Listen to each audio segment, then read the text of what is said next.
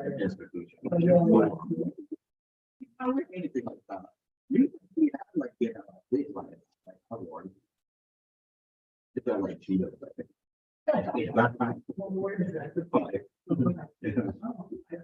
But then they move it to like the brewery pizza place, and not like that's another topic for people who can't afford who don't drink. So community dinner, I think good thing.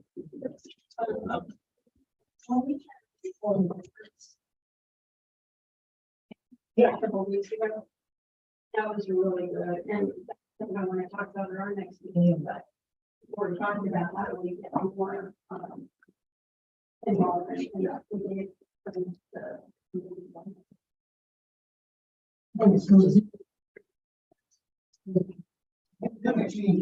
Yeah. So, a lot of custom.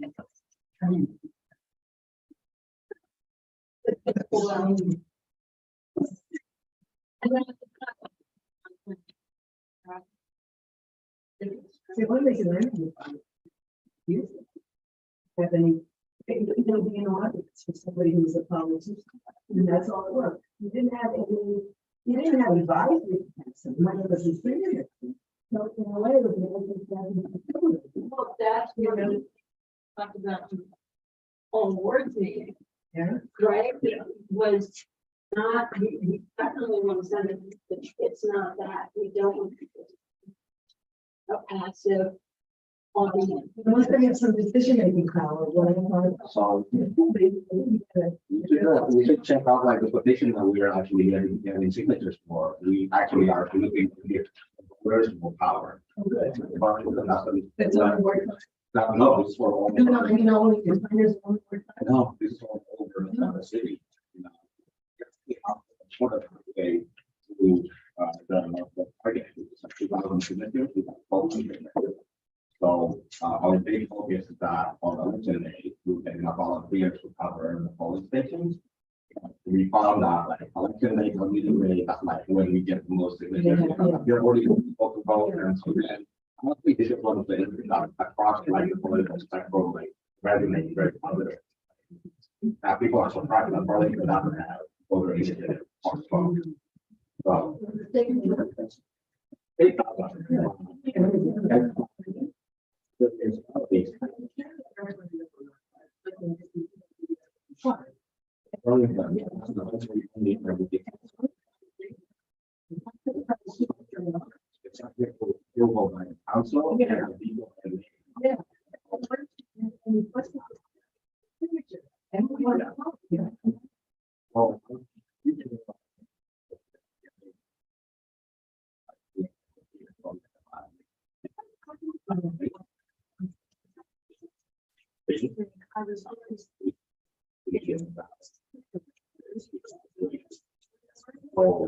we're trying to do is actually make a visit the change.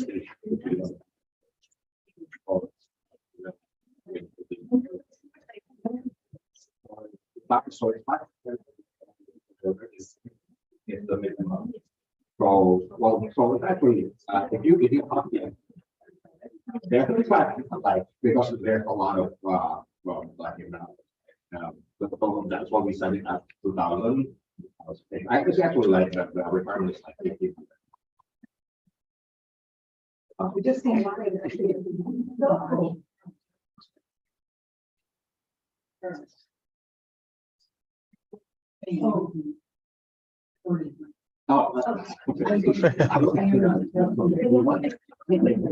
I want this information to be found as but so these are the charter change and so we have even if they don't like it, which so this is like the experience like that. I have voters I talk to about the idea.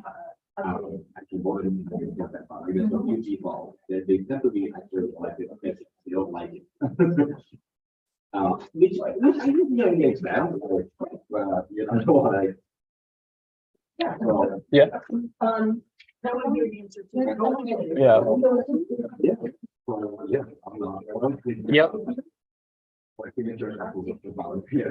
Okay. Yep. Send it to me. Yep. Yep. My name is Kwame. But it seems to be. So this is the definition, this is the fact of the change. Thinking about where it's just trying to find. Oh, yeah. We just very strong support. Yes. Yeah. It has been to take them out. Moving back to it. Yeah. One of the things. Yeah, I think, I mean, if you break the law, but then. Yeah. And I know. We basically got.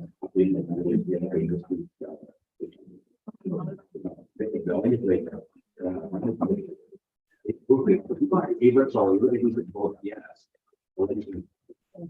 And I think why I don't see any reason why other towns can have. Well, we think.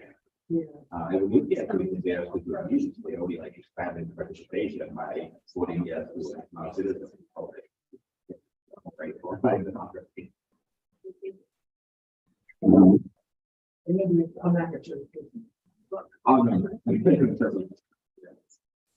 then we clean up, about 100 things.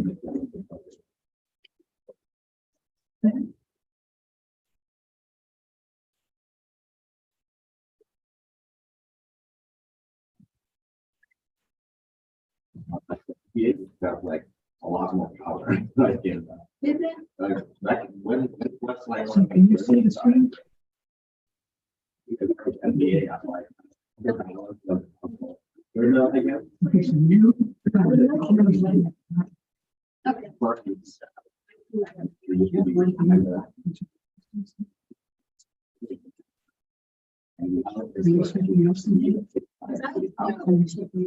Even though the NPA was created.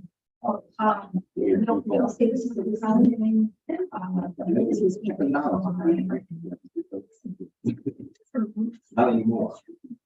I feel like two and three and videos feel like Yeah. use it and they're very like you know, but like and like aspire to like but like and resolution is it's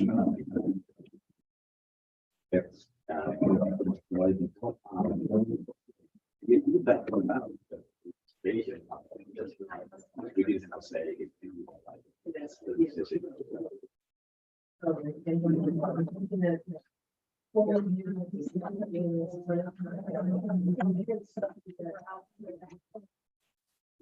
yeah.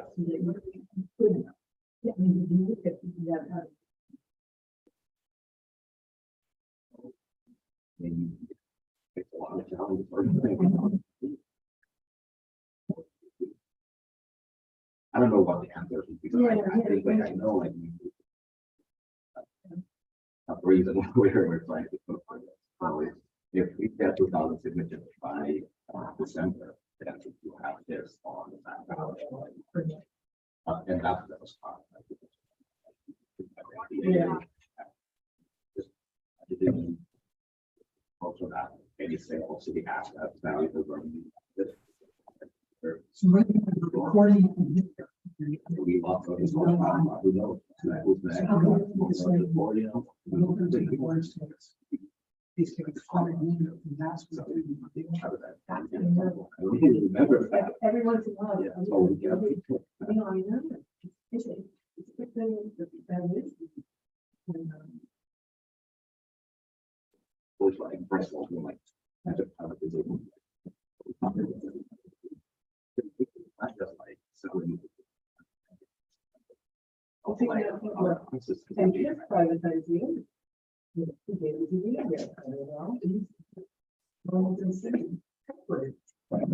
Or was it? What did I use? It's sort of, yeah, it's not- Before something has no. Yeah. Check the information on that. I'm really. Boy, so well, right? Hello.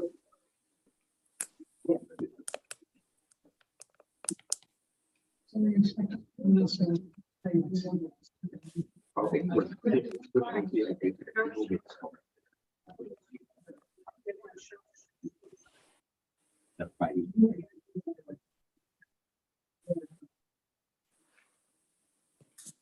then like you would say like, power if you don't. One thing that did come up, worthy about. We're having issues.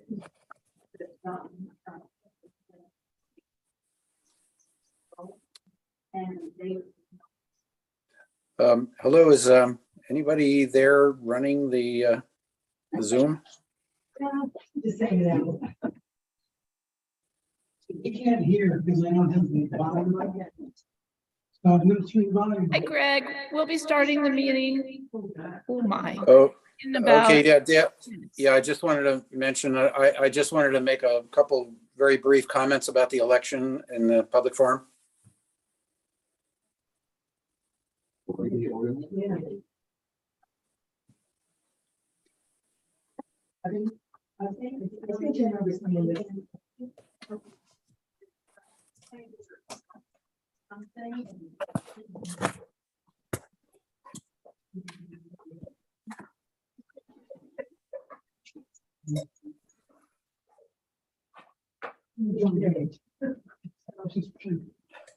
Oh, where do you want to?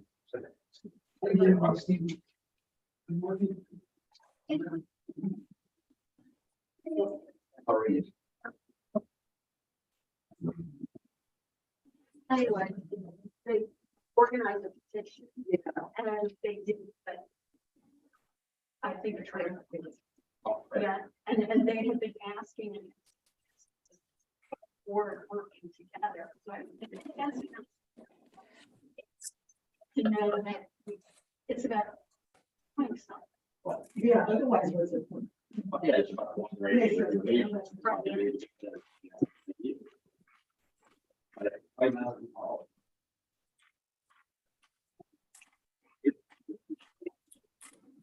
Okay,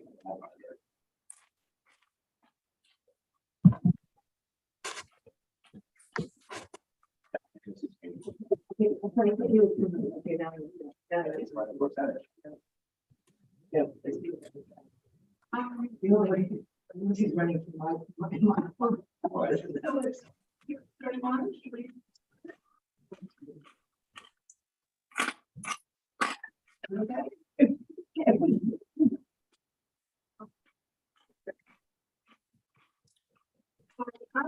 Yes, And can people hear me?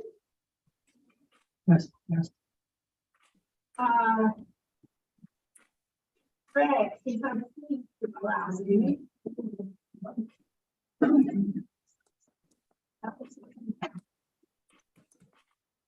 They should be able to.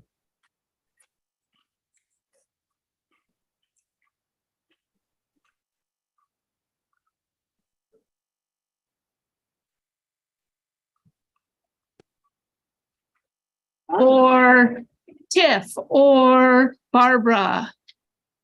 Can anybody hear me? I can. I can- Okay, good. Thank you. Okay, we are going to call our meeting to order. This is the Ward 6 NPA, November 3rd, 2022 meeting.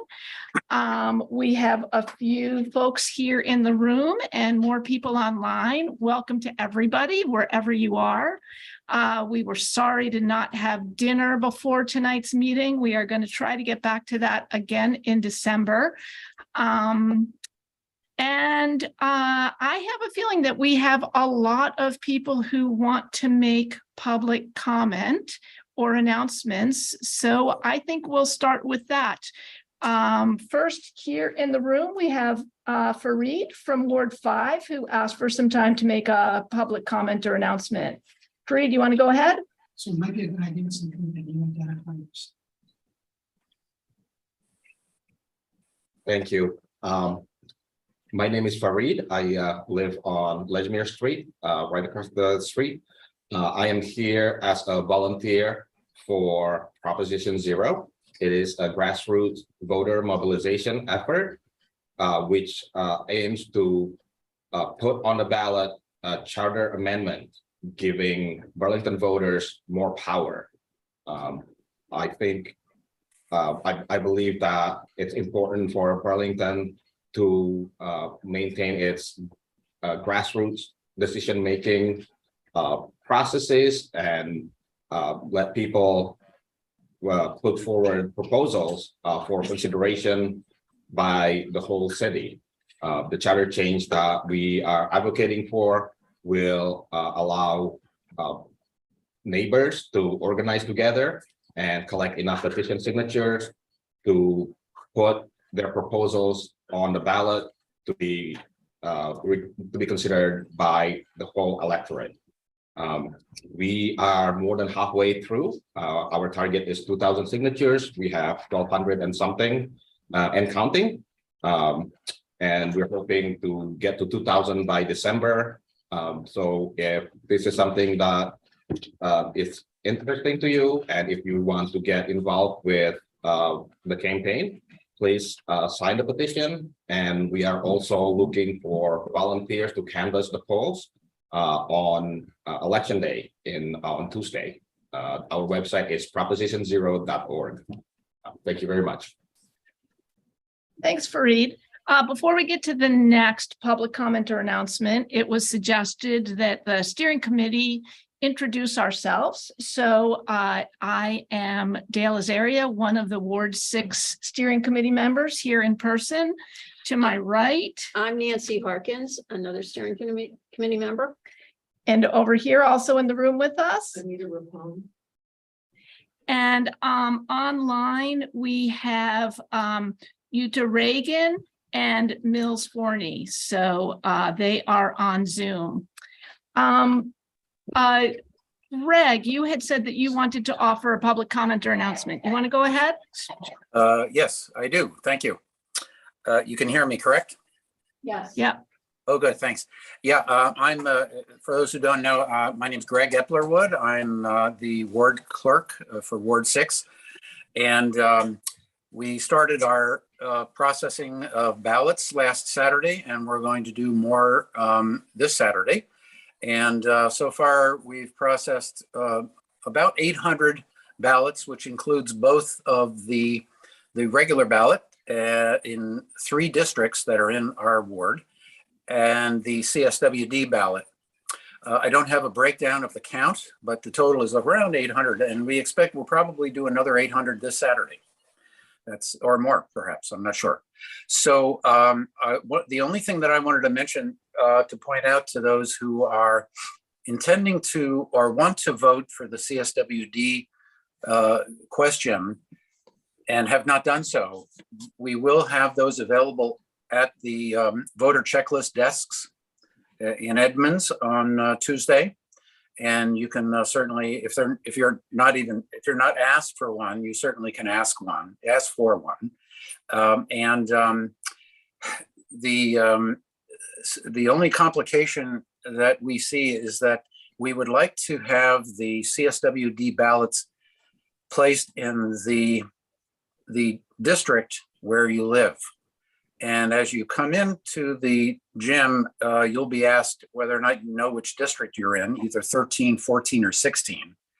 And if you are not, if you're not voting with the regular ballot and only the CSWD ballot, then we would like you to make sure that you're inserting your CSWD ballot in the correct district tabulator. We'll have 3 tabulators there. So those are my remarks and comments. Hey, Greg, thank you for that. And thank you for the work you do, making sure our votes all are counted and properly. We did have somebody from Chittenden Solid Waste District here last month. So regular attendees know a bit about that initiative. Are there others who would like to offer public comment or announcement? Jeff, you want to go ahead? Sure. Thanks, Dale.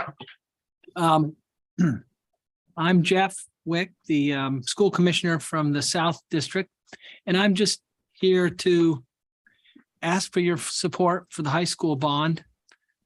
I won't belabor the point because there's been a lot of information out there. There's a ton of information available on the school district's website, and we're really getting down to the wire here.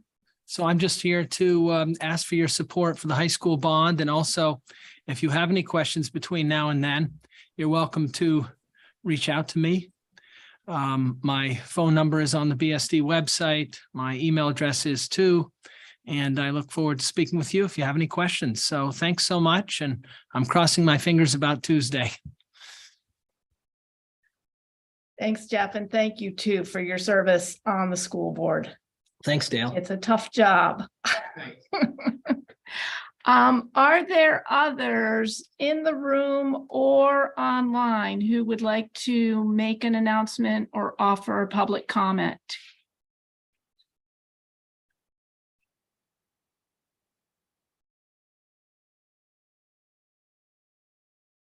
Not hearing any. And I don't know if folks online, I'd suggest that you just, if you want to make a comment, you can unmute and speak up.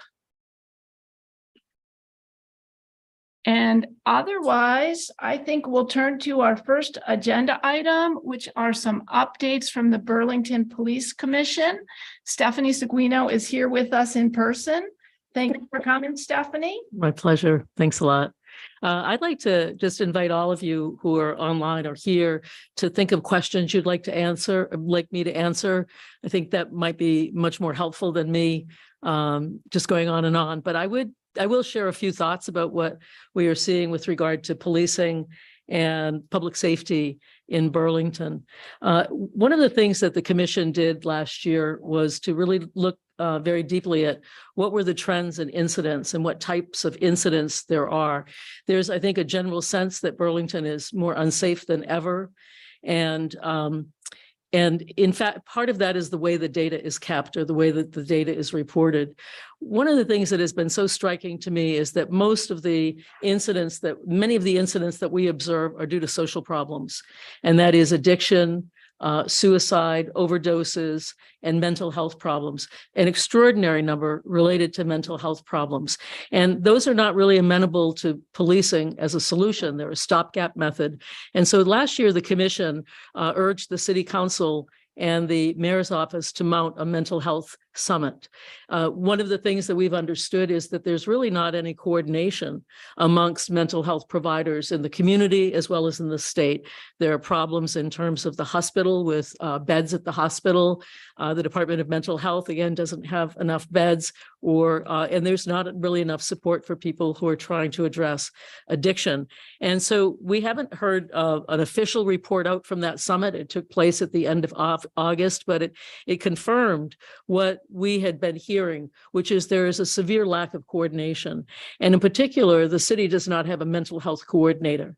So one of the recommendations coming out of the summit is that the city should have a mental health coordinator that coordinates with not only social service agencies, with Howard Street Outreach, but also at the state level and legislators, right? Some of this, it needs to be addressed with legislation. So I really want to, I think we in the commission really wanted to alter the narrative that there is a lot of so-called criminal activity of bad people. There are a lot of people in Burlington who are suffering from social ills, some of that very much COVID related. Some of the things that we're seeing here with regard to stolen vehicles, with regard to larceny and so forth, much of this is done by people who are addressing their drug addiction in that particular way. And so we will continue to talk about this and to urge the city to address this more directly, and also to kind of help to reshape the narrative, which I think has been not quite captured what is really going on and the social ills that are driving some of the problems that we see. I could say a lot more about the work of the commission in terms of our day-to-day work. I will say that the work of the commission has changed dramatically over the last 2 years, and we are very much acting more like a civilian oversight body, and that requires enormous amounts of time of people with full-time jobs to review complaints, to watch body cam videos, which take hours to watch if we have complaints, for example. We are trying to change policies. So, for example, our mental health policies in terms of how the police are required to interact with persons with mental health distress are outdated. The language is outdated. So we're looking at that. We're looking at our juvenile policy, and we're looking at our complaint policy. I think, there's a big divide in Burlington. I just think it's important to talk about that and to talk about that openly. And there are very different perspectives about the role of the police department, what public safety should be, and so on and so forth.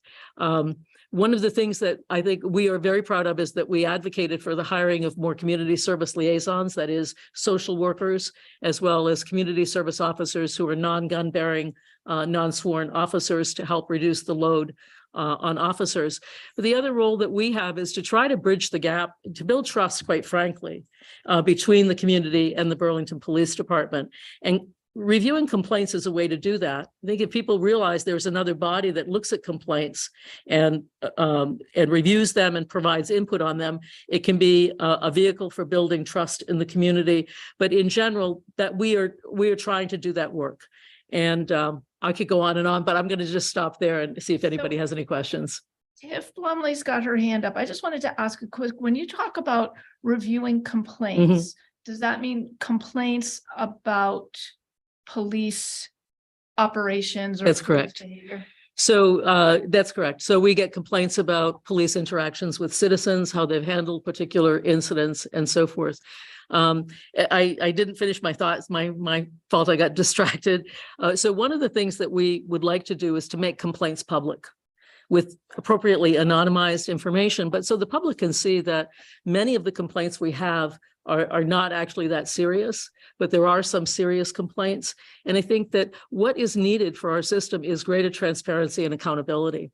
A few years ago, when it was acting chief, I believe Jen Morrison, who was here, my understanding from Chief Del Pozo is that she actually did not want complaints to be public. So I'm sorry, to even be shared with the commission. So I think we've come a ways.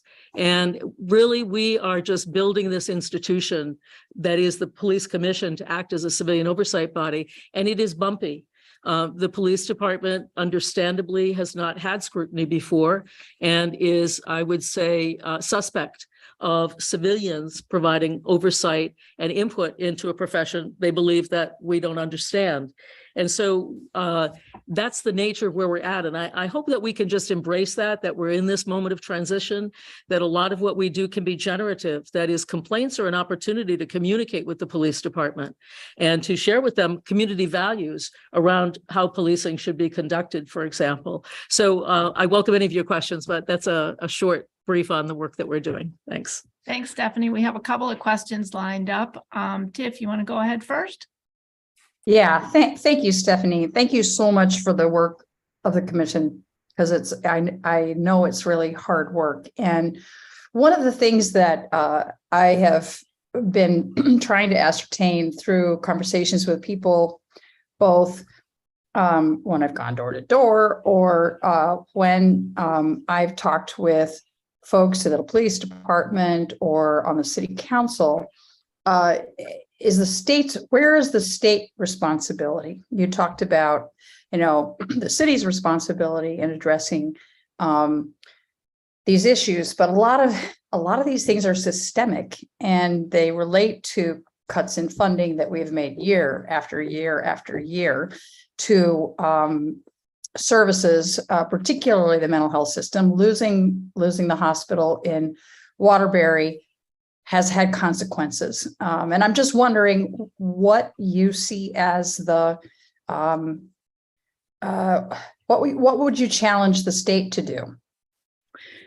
So many of you who know me know that I'm honest to a fault. And so I will answer your question honestly. I think the state has really has failed to step up with regard to mental health in particular, as well as drug addiction. And some of the things that you mentioned. More broadly, in the United States, not just in Vermont, but in the United States, we have defunded social services for many years. And I hope that people can expand their thinking to understand that many of the problems that we see with regard to criminality and public safety are really people who are struggling. And if we don't support them to get to a place where they can live flourishing lives, we're going to continue to see some of these problems. And I think you're right, Tiff, that many of these problems are systemic and need to be dealt with not just at the community level, but at the state level. In mental health, as I said, is one of those, drug addiction is another.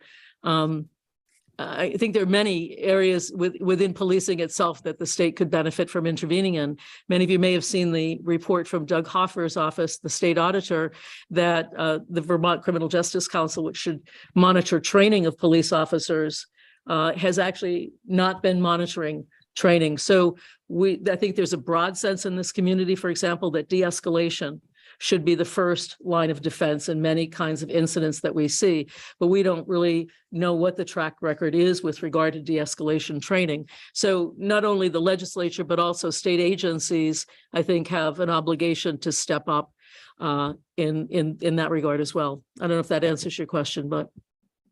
Yep, and I would welcome, anyone else to help advise Gabrielle and me, because I think that, I don't want to be presumptuous about winning the election next week and serving another term, but I think that it is going to be critical for the legislature to address some of the issues that you've identified, because they've been persistent and we have failed to do so. Thanks. Michael, you look like you're next with a question. Well, it's a question. It's also a comment. Can you hear me all right? Mm-hmm. Yes. Just very quickly, I vote Democrat. I'm a nice guy.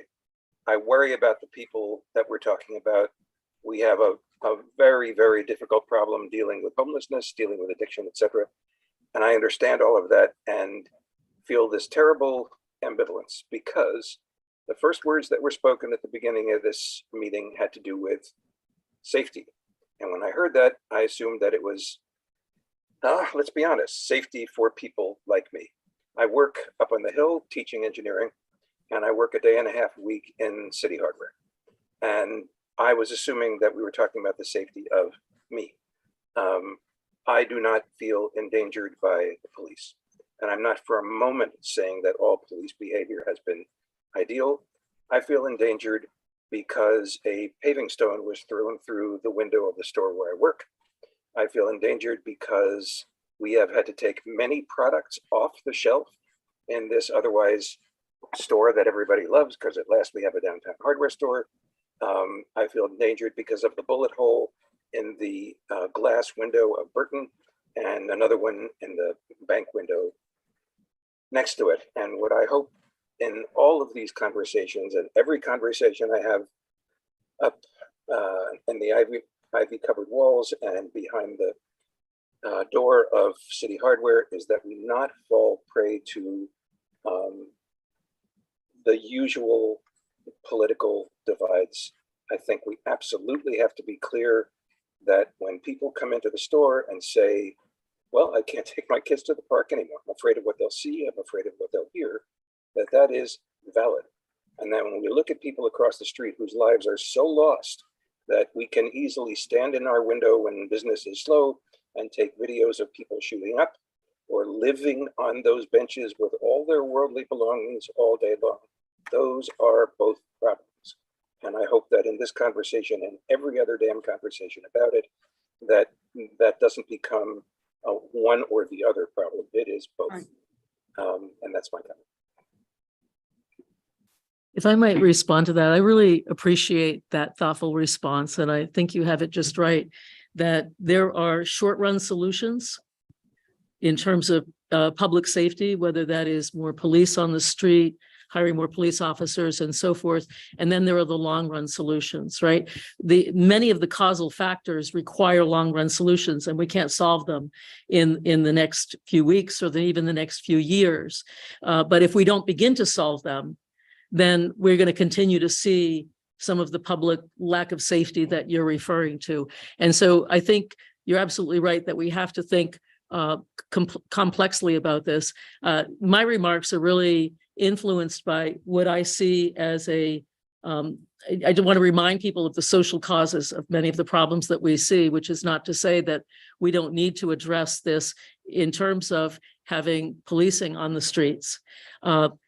there is a sense in this community, the way that this is discussed is that there's criminality. There are good people and bad people. And I just want to encourage you, there are people who struggle. We are in the midst of a mental health crisis nationally due to COVID. Many of the problems that we're seeing in Burlington exist all over the country.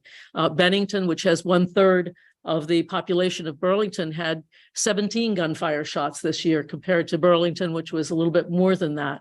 So it's not just Burlington specific, and it is induced by as I said, COVID, and now the problem of inflation, the problem of higher interest rates that makes housing even less affordable for people. So my point to all of you is that the solutions are not just simple, they're not narrow. It's not just putting more police on the street, neither it is, and it has to be broader than that.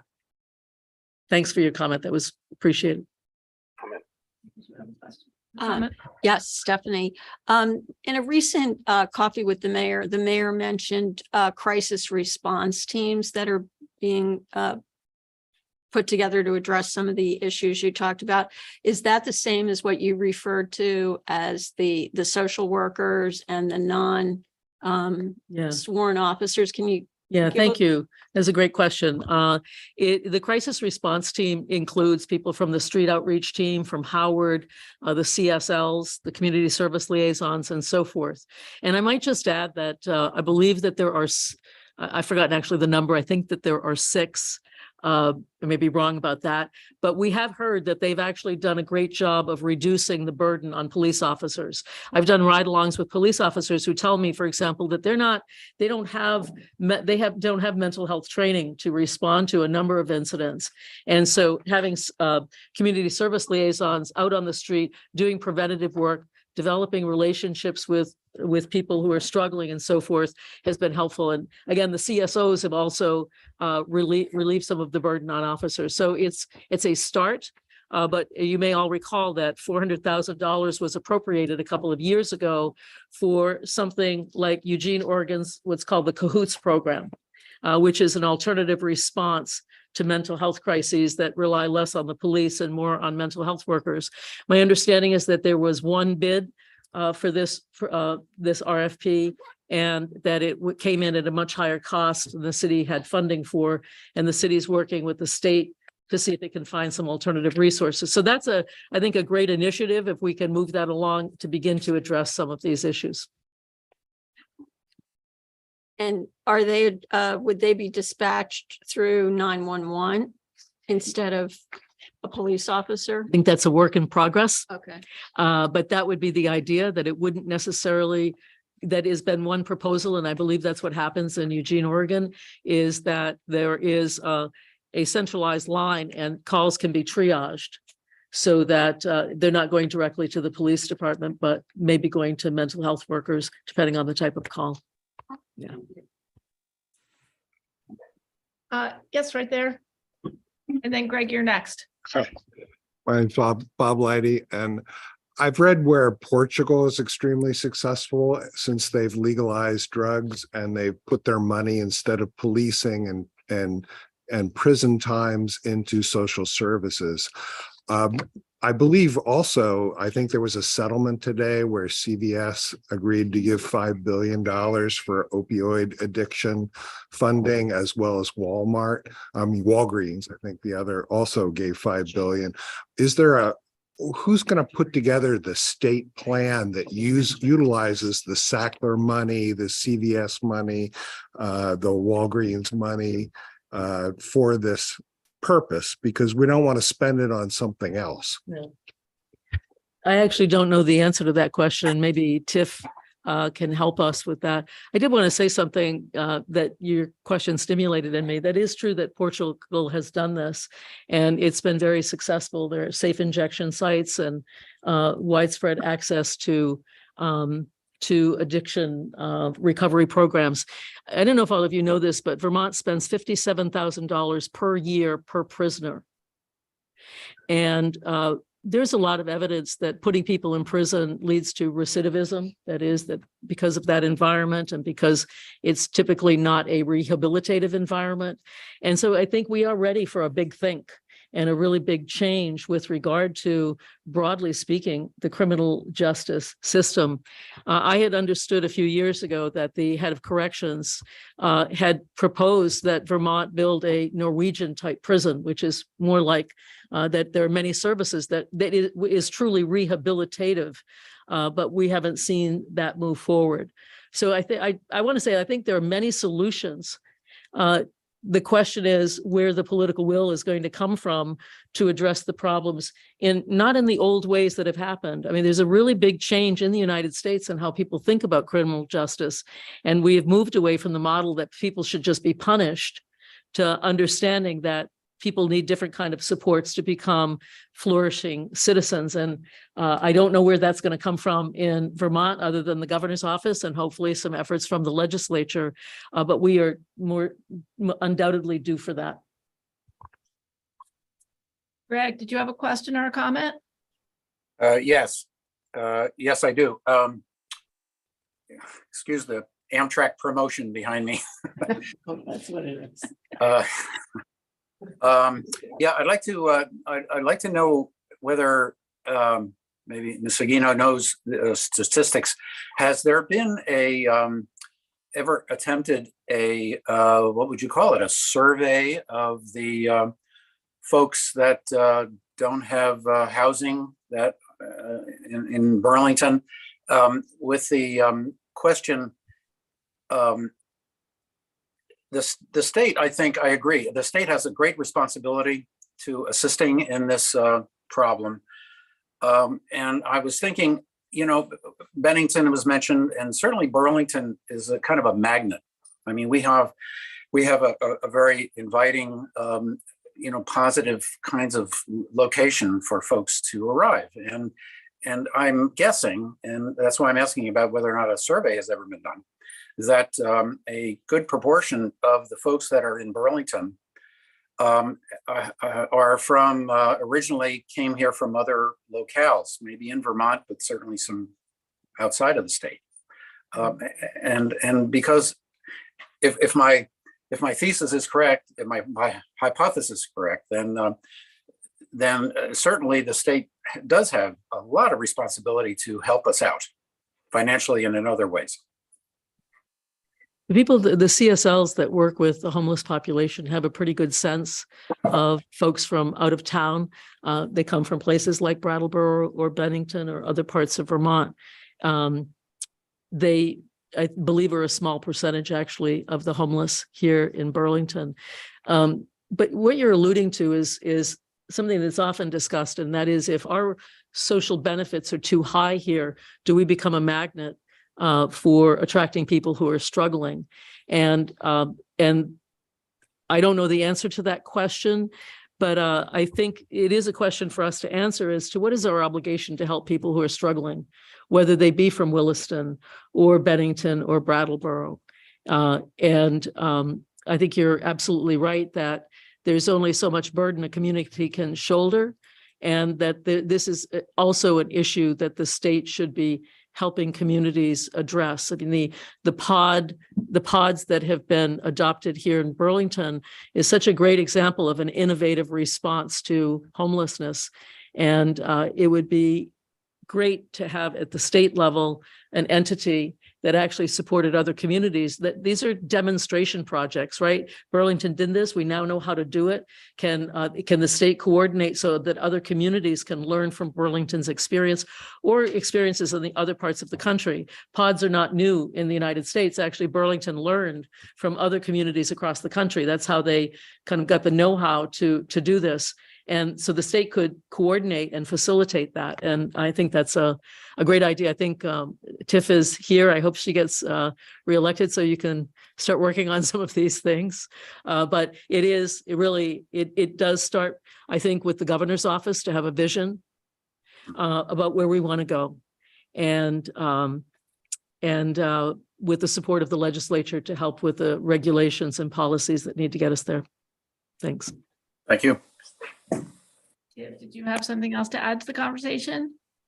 Yeah, I just wanted to add that, so there was a question about, well, what's going to happen with this money that is coming into the state? How's it going to be allocated? There was an opioid settlement advisory committee was created, and Health Commissioner Levine is on it, a member from the state Senate and House. I don't actually know who those folks are.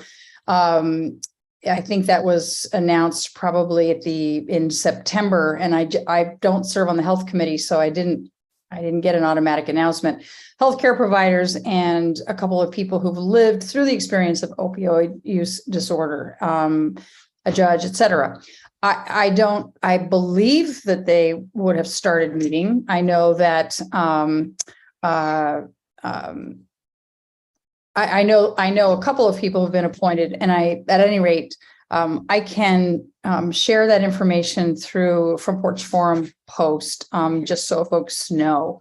As for as it relates to, I mean, one of the big problems is when people are transitioning out of substance abuse treatment, they often have nowhere to go that is safe and supportive, and that's a problem. We have not been able to pass a bill that people can agree on, both the advocates and the housing providers to date. I'm hopeful that that will be different this year. And there, I think that all of the housing providers are really struggling with how best to meet the demand for housing, and we're falling short, and we've dedicated over $300 million to housing over the last several years with the help of federal aid. And a lot of the projects are still in the pipeline because of the shortage of materials or labor. So we're not going to see some of those projects come online for a little while. But I think most of these issues are continuously intersectional, and they and in figuring out kind of how to address them requires addressing all of them to some degree. And so I'm happy to talk with anybody about where the legislature has invested money in housing to date, and I would love to hear your thoughts about when you have a chance to about what you see the legislature's work in the coming session being. Sorry, I took so long to say all that. Thank you, Tiff. Stephanie, did you have anything you wanted to say to kind of wrap this up? I'm going to just take the opportunity to respond to Tiff, because her point is well taken, that these problems are interrelated, that public safety is related to, for example, the housing crisis.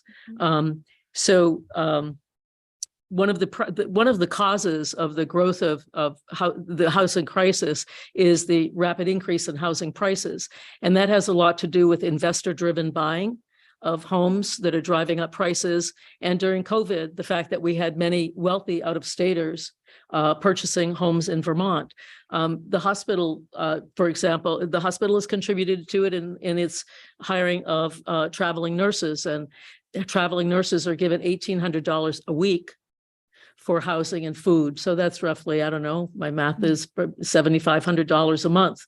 And Airbnbs and others have responded in places like Burlington by jacking up their prices dramatically. So really to address even public safety, we need to have a systems approach to understanding it. And that's what the state government is for, right? Municipalities can't solve all of these locally, but we have to be thinking about all of the ways that these are interrelated. My 2 cents. Thank you. And thank you for your work on the commission. It's a big job. All of these are big jobs. And speaking of big jobs, we've got 2 more folks here on our agenda. Our 2 city councilors, I guess, Karen Paul and Joan Shannon. Thank you both for coming.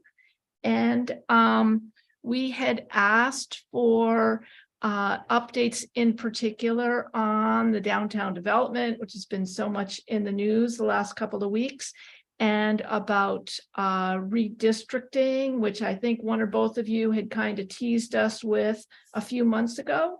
I'll just toss it to you and let you address these issues, and I'm sure that folks here are going to have questions too. Is it easier for the camera if we are in a different location, or what is? I think he can pull right around to you. Yeah. I mean, I can move, I can go to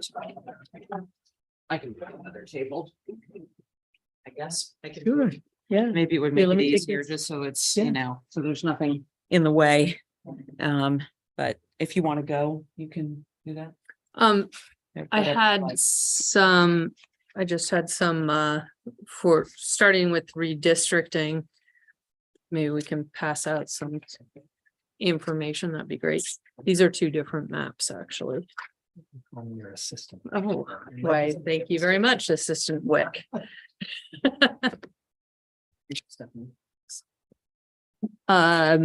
So we will be discussing redistricting again on Monday, and the information that I'm passing out just shows kind of where the why we have to redistrict. Ward 1 has a much higher population now than it did back in 2010 when the last which our last redistricting was based on the 2010 census.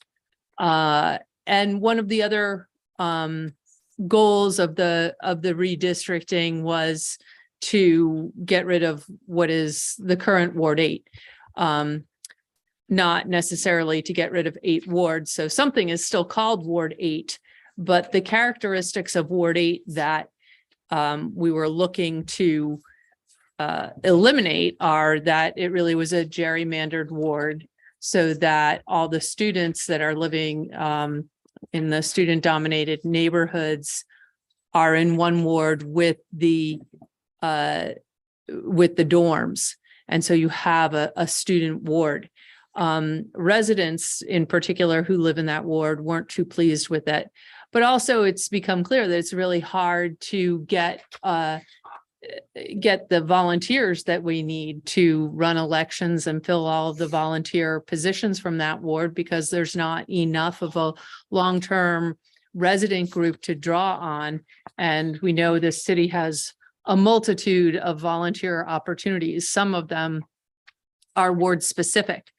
So we have drawn lots of maps, and it's really challenging to figure out how we're going to eliminate these characteristics in the current Ward 8 and not recreate that someplace else. And there's been a lot of push in the process to put the dorms into Ward 6. So some of the dorms were historically in Ward 6. Redstone was historically in Ward 6. The athletic campus was not. But the athletic campus historically was in Ward 1, which is now overpopulated. So population needs to come away from Ward 1. So there's more pressure to put those dorms into Ward 6. And then we really need to look at, are we creating Ward 8 and Ward 6 now? So do we have that population base that we need to have a ward that's stable, where we can get city councilors to step up, school board members to step up, all the people we need to run the polls, and that it won't be overrun by students. And students in dorms, they can only live there 2 years. They have to move, unlike students who are living in residence who may be able to stay there even after they graduate. So what I passed out are there are some different maps that are on our agenda tomorrow, but when I did these, we didn't have our agenda yet, so I didn't know what the maps were. So one of the maps is called, let's see. And Joan, if I can just interrupt for just a sec, because we do have a bunch of folks online. Mhm. They won't be able to see these, but is this available? Is Barbara Hedrick on? Is Barbara? Well, there is a easy way to look at them. Yes, I'm here. If you want to go and share the screen, you can go on and look at all of the maps that are going to be discussed on Monday. They were posted live a few hours ago. And Barbara knows where those maps are, and she was prepared to screen share to show you. Fabulous. Look at that. Excellent. There are others. Yes, there are lots. This particular one is Ward 8 North Hill V1. That's what it's called in the on our agenda. The other one that I showed you is a working group map, really just to kind of show you some of the differences. Barbara, just so you know, what I handed out was working group 4. But it just kind of shows you some of the different choices that we are looking at here. And when we, maybe our council president can speak to the goals of our meeting, but I think we're trying to weed down our options. At our last meeting, we did decide that we are looking at 8 wards and 12 counselors, even though this is really not a lot of people's favorites, including my own. It's where we seem to be able to reach some compromise. So we're now just looking at maps that are 8 wards and 12 counselors. So maintaining the districts that most of us don't really love, but we can live with them. So we need to continue to whittle down our options and find something that everyone can agree to that has, hopefully a sense of fairness for everybody. And I could talk about City Place, but I don't know if Karen maybe wants to add to that. Well, I mean, we can, whatever. Or you want to talk about City Place? I mean, whatever Well, maybe works. we'll just, while the maps are still up, maybe I'll just ask if anybody has any questions or wants to offer any opinions about that. First, looking around the room to see if anybody does. Bob, go ahead.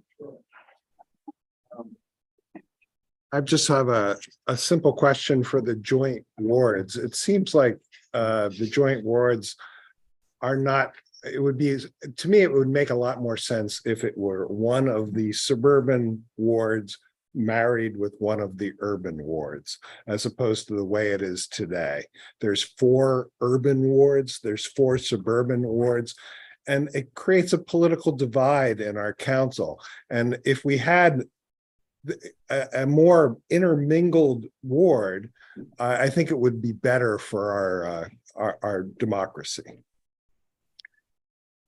I think that's a really interesting idea, and I haven't heard that before.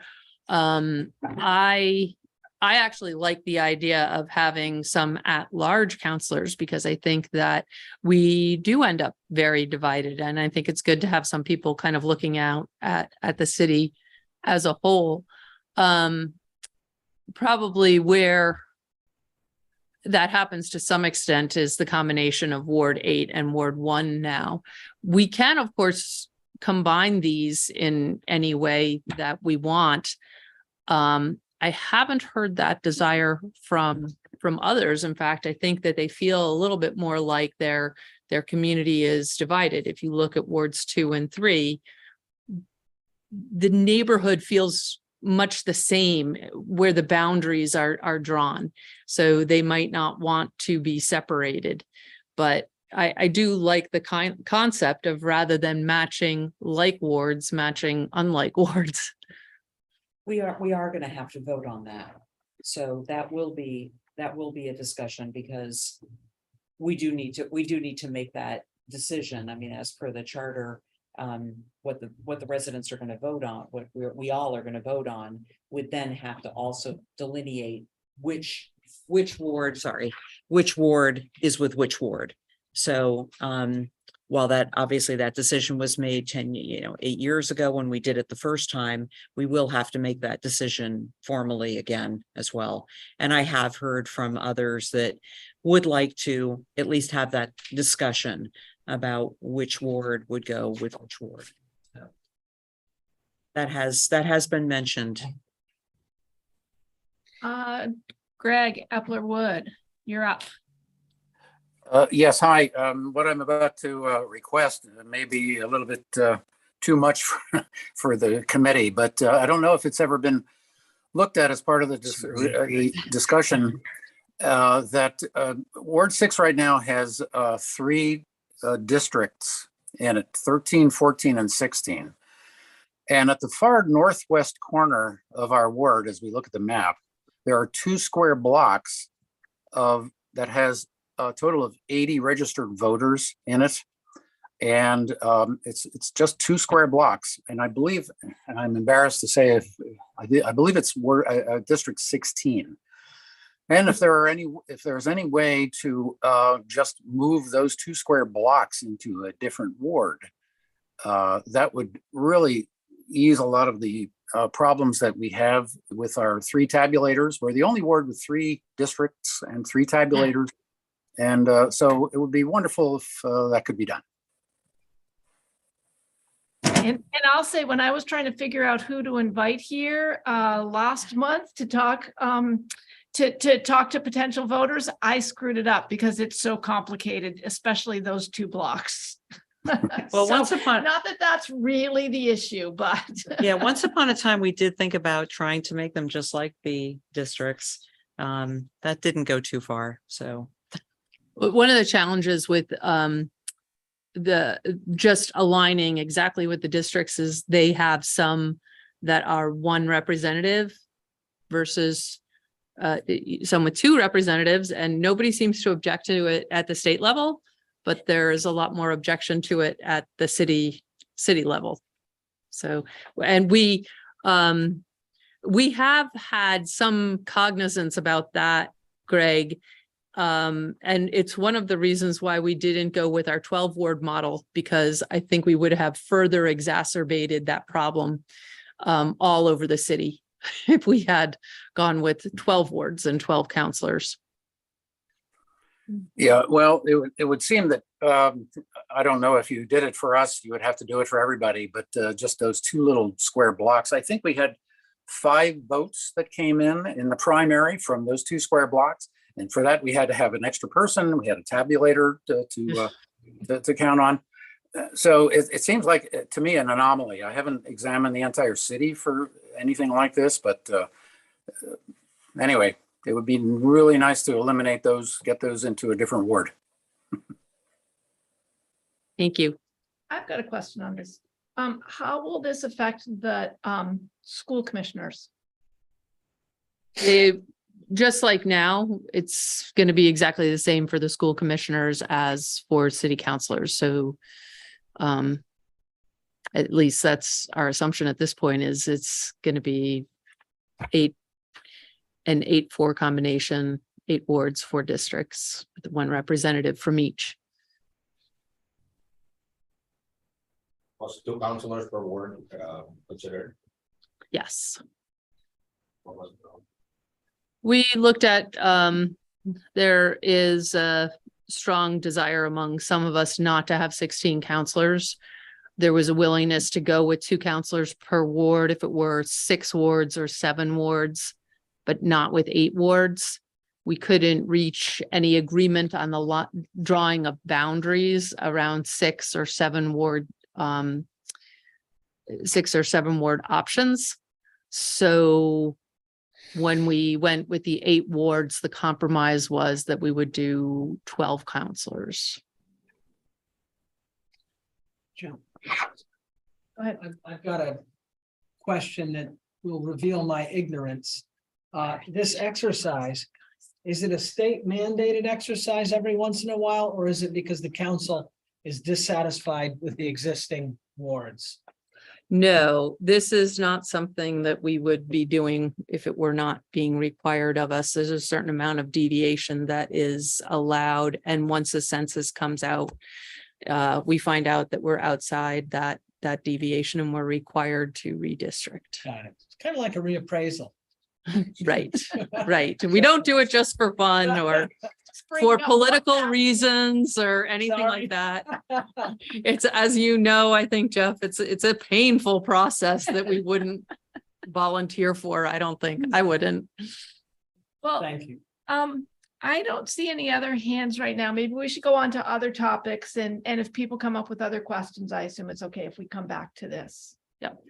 And Karen, did you want Okay. to cover city? Place? Well, before we get to City Place, I do want to mention that, and we did have a special day with City Place on Tuesday. We had a special council meeting, but we also had what I think is an incredibly special event that happened on Tuesday. And that is right behind us at the Greek, as we're at the Greek church. And that is after a dozen years, we, on Tuesday at 10 a.m., the roundabout became fully functional. And yes, woo! It was, I think now when people see it, it's really as we intended that it would be. It is a safer way to get through what was the rotary. It improves traffic flow, definitely makes it easier to walk around the road, around the roundabout. I mean, no more of this looking both ways and running. It is a much safer way to walk. And because of the tightness of the roundabout, it absolutely slows down traffic, and people will get used to it. There are probably some that will find it a little bit slow, but in time, I think they will hopefully marvel at the fact that it's a pretty amazing spot and will probably become quite a landmark for the city of Burlington. So it wasn't supposed to be done until June or July of next year. And SD Ireland worked over the winter. They had gotten a little bit behind because of some rock that they found. But they worked over the winter last winter and made it possible for us to avoid another winter with construction. So, kudos to them for doing what they did to get this thing up and running really 6 months ahead. Now, it may have taken us a dozen years to get here, but how many projects are there that are construction that are 6 months ahead? So I think that's pretty impressive. And then later in the evening, the council unanimously approved the amended development agreement for City Place. It's an agreement with the now owners of that phase of City Place, which is City Place Partners is Dave Farrington, who actually lives in Ward 6, lives right on the Shelburne Road side of Ward 6 at Prospect Street Prospect Parkway. And also for Scott Ireland of SD Ireland and Al Senecal, are the three partners. And they started this project, took on this project. It was a challenging situation about a little over a year ago. They had a number of lawsuits. They had a difficult arrangement with an outside partner that we all know. And a year later, the lawsuits have all been resolved. They are now the owners of this phase of the project, and they intend to begin pouring what they call the podium, what we would probably refer to as a foundation, that includes also the first floor. Over the winter, they're planning to start in mid-December. They will be doing excavating work in November, and the first housing units will start. The steel will hopefully go up in the spring, and completion is slated for 2025. And I won't get into all of the nuts and bolts of the development agreement. I mean, effectively, what we did was we made it possible for them to begin construction to recommence construction on not having assembled all of the financing and construction project contracts for the entire project. The theory here being that what we have now will be enriched, and they are using, a lot of it is their own capital to start this project, which means they have, when you talk about skin in the game, they have a lot of that. There's also a couple of things that we wanted to have changed with dates for the tax increment financing.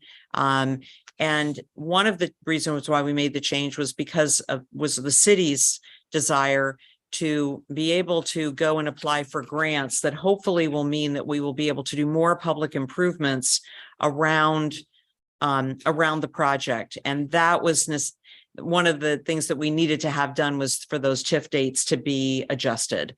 So that's probably the easiest way of explaining it. I can't get into all the legalese. It's a long document, but those are basically the highlights of the changes that we made. And hopefully we won't have to do another amended development agreement for some time, but like any complicated, and this is a very highly complicated project with Champlain Housing Trust, who has stepped up to do the affordable housing piece, and a lot of other things that are going on, retail and housing and parking. Hopefully it will be a while before we have to do another amended agreement, but this will get us at least started. So it was an exciting night. It was as I say, it was a unanimous vote, and definitely a sign of support that the council gave to the partners, and hopefully and to local partners, hopefully to get this well on its way. And they are committed to getting it done. They care about the community, and they are deeply invested, and are excited to get started. Thank you, Karen. Matt Grady, I see you got a hand up. You want to ask a question or make a comment?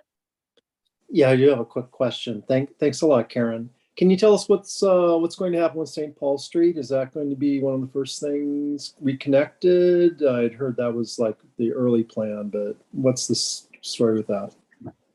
Well, so that is, I mean, as you know, from having watched this for a long time, it is a private public partnership, but it is private land, and the TIF financing and the agreement that we have with with the partners is to reconnect the lost streets.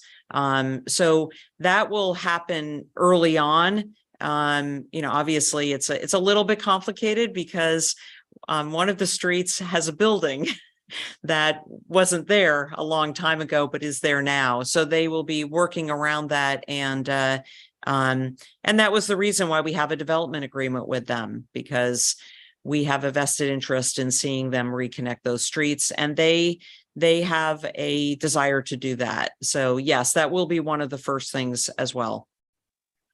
Okay, thank you. Are there other folks with questions or comments? I think it's fair to say it can be on these topics or anything else you want our representatives to know about. There is a square concrete platform in the middle of the roundabout. What's going to be on it? Oh, that's a good question. You're talking about the roundabout part. Like, I don't know if you've seen it. There's like a square concrete platform, very visible. What's going to be some sort of statue, or what's going to be? Yeah, I actually had asked about that too, and I was also interested in the fact that it's not flat. The roundabout part of it is not flat. And I was wondering what are they doing with that? And what I've been told is that the middle of it will have some sort of art, but they have not yet figured out what that art is. So I don't believe it's going to be a statue. But I don't actually know the answer to that, but that's what I've been told, is that it'll be some sort of art form. And if you're asking me how that's going to be arrived at, I don't know the answer to that either. like Dewey Park statue. Yeah. Causing like some pushback, and people would really reach out to the neighbors. So I think that would be weighted here. Well, the roundabout itself went through hundreds and hundreds of hours of community input. And the only thing I can think of that may have gone through more input was the Cliff Street sidewalk. That also went through hundreds and hundreds of hours of community input. And I can assure you that what goes in the middle of the roundabout will definitely go through many hours of public input, because it is important. I agree with you. Are there any other questions? Or, oh, I see one of our attendees has a hand raised. I think the attendee has to. They can talk now. Oh, okay. Alan Abair, you've got the floor. Okay, it's Lucy. I just wanted to say, I love the roundabout. They did such a good job in such a short amount of time. We should all be very, very proud of it. That's all I wanted to say. And thank you both for all your work on the committee. The roundabout was underneath the roundabout, or underneath what was the rotary, were dozens of cables that were conduits for all the utilities. And now through the, what we have now is that they're all centralized. So, it's sort of hard to imagine what is underneath it, but it's all very, very modern. Whereas before it was just a hodgepodge of just, it looked like, a bowl of spaghetti. So I think it hopefully will serve us for many years to come. The other thing I did want to mention is just that there will be a number of charter changes that we will be voting on between now and the deadline, which is in early December. And some of them are still in the Charter Change Committee, and some of them will be on our agenda on the 21st of November. But there will be a number of items that we'll be voting on in March. But I don't know exactly what they are. We don't know exactly what they are, but we'll be happy to come back and discuss those when the time comes. Great. Other questions or comments in the room or online? Okay, well, we did have one other item on the agenda. We were hoping to have a representative from the police department come. We weren't able to make that happen this time. They were here a few months ago. And I think Stephanie did a great job on filling us in on a lot of the issues that the police commission is addressing. So may have answered some of the questions that we would have heard from the department. At next month's meeting, I just want to mention two things. One is we would love to hear from folks about what kinds of things you would like to see on these agendas, community conversations you want to have. We're going to put that question out in December over pizza and maybe even better offerings than pizza. But we thought that would be better done when most folks are here in person, and hopefully that'll be December. And I had another one that went straight out of my head. The grant, were you going to talk about? That I think we'll talk about that in December. Okay. Well, whatever it is, it can't be that important. So We'll put it on front porch. Thank you, everybody, for attending, and both in person and online, and have a good month. We'll see you the first Thursday in December. And do I need to do anything official to close out?